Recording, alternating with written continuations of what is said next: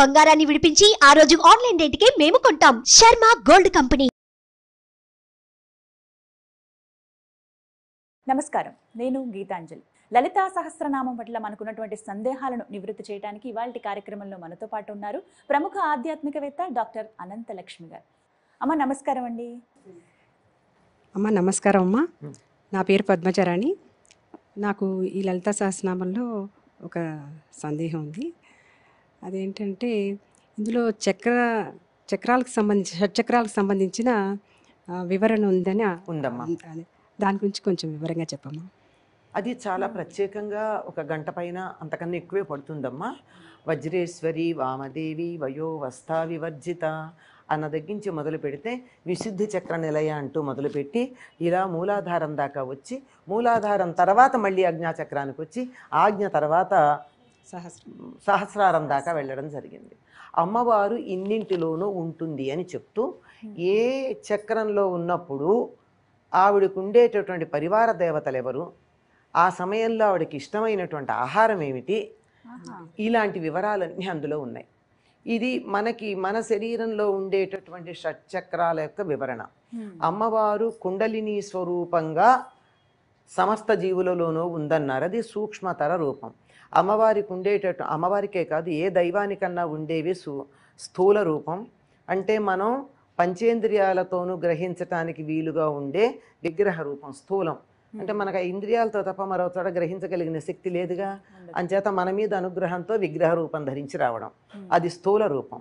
దానికి మించినటువంటి రూపం ఉన్నది సూక్ష్మ రూపం, యంత్రం.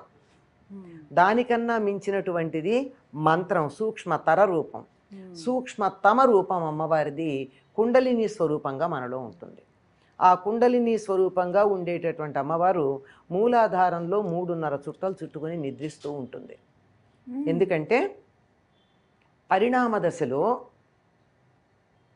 ఒక ఖనిజాణువు కొన్ని కోట్ల సంవత్సరాలు తపించి వృక్షాణువుగా మారి పరిణామం చెంది, అది వృక్షాణువు జంతువు యొక్క అణువుగా ఎమీబా అలా తయారయ్యి, ఆ తరువాత నెమ్మదిగా పరిణామం చెంది చెంది చెంది చెంది ఇప్పటికి ఎన్ని అయినాయి? ఖనిజము, వృక్షము, జంతువు. ఈ 3 దశలు 3 చుట్టలు అయిన తర్వాత జీవులలో ఉన్నటువంటి పరిణామ దశలతో పూర్తి అయిన తర్వాత వచ్చినటువంటిది మానవుడు. ఆ మానవ దశకు వచ్చింది కానీ మానవుడు ఇంకా పర్ఫెక్ట్గా లేడు. ఆ పర్ఫెక్షన్కి వచ్చేటటువంటి దానికి అరచుట్ట ఇంకా మిగిలి ఉంది. అదే మనకి దీనికి సూపర్ సైకి అని చెప్పి అరవిందుల వారు చెప్పారు. బుద్ధ స్థితి అని చెప్పి బుద్ధుడు చెప్పాడు.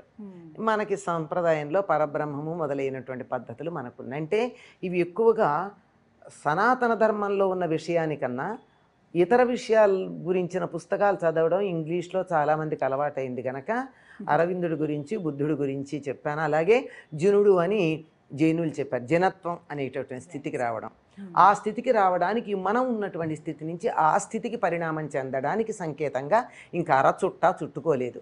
అలా ఉన్నటువంటి మూలాధారంలో ఉన్నటువంటి జీవుడు ఊర్ధ్వముఖంగా వెళ్ళి సహస్రారానికి చేరతాడు. అలా చేరడానికన్నా ముందు ఎలా వచ్చాడు అంటే విశుద్ధి చక్రంలో ప్రవేశించి అక్కడి నుంచి నెమ్మదిగా దిగువకి ప్రయాణం చేసి మూలాధారానికి చేరుకోవడం జరిగింది.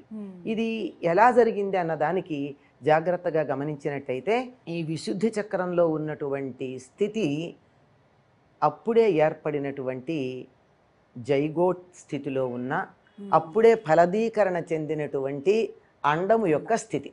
అక్కడి నుంచి విశుద్ధికి వచ్చేటప్పటికల్లా అక్కడికి 2 దళాలు కనపడతాయి.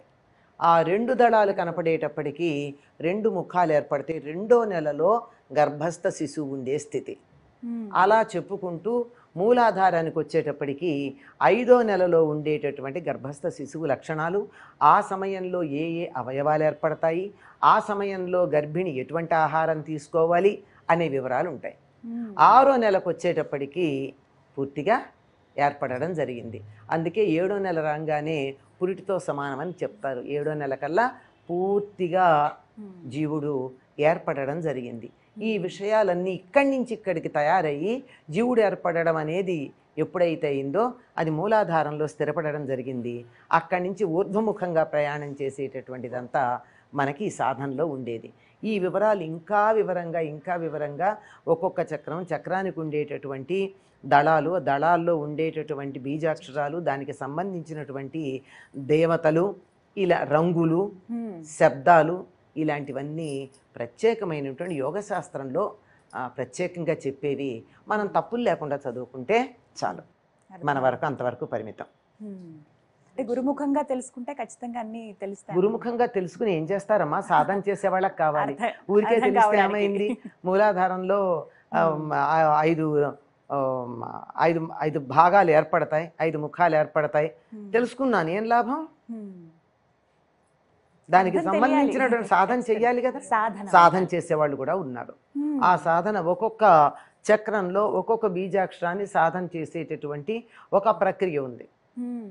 ఇవన్నీ ఇలా ఉంచండి. అమ్మవారి నామాల్లో ఒకటి సుఖారాధ్య శుభకరి అని. సుఖారాధ్య, సుఖంగా ఆరాధించదగింది. ఎందుకండి ఇంత కష్టపడతాం? సుఖంగా ఆరాధించే మార్గం ఉండగా సరదాగా పజిల్స్ పూర్తి చేయడం, కథలు చదువుకోవడం కాక, జోకులు చదువుకోవడం కాక పజిల్స్ పూర్తి చేయడం అనే కుతూహలం ఉంటుంది కొంతమందికి. అట్లాంటి వాళ్ళు ఎవరన్నా చేసుకుంటారు. మనం హాయిగా కార్టూన్స్ చూద్దాం, కథలు చదువుకుందాం, హాయిగా వెళ్ళిపోదాం. చాలా సంతోషం. నమస్కారం. నమస్తే అమ్మా.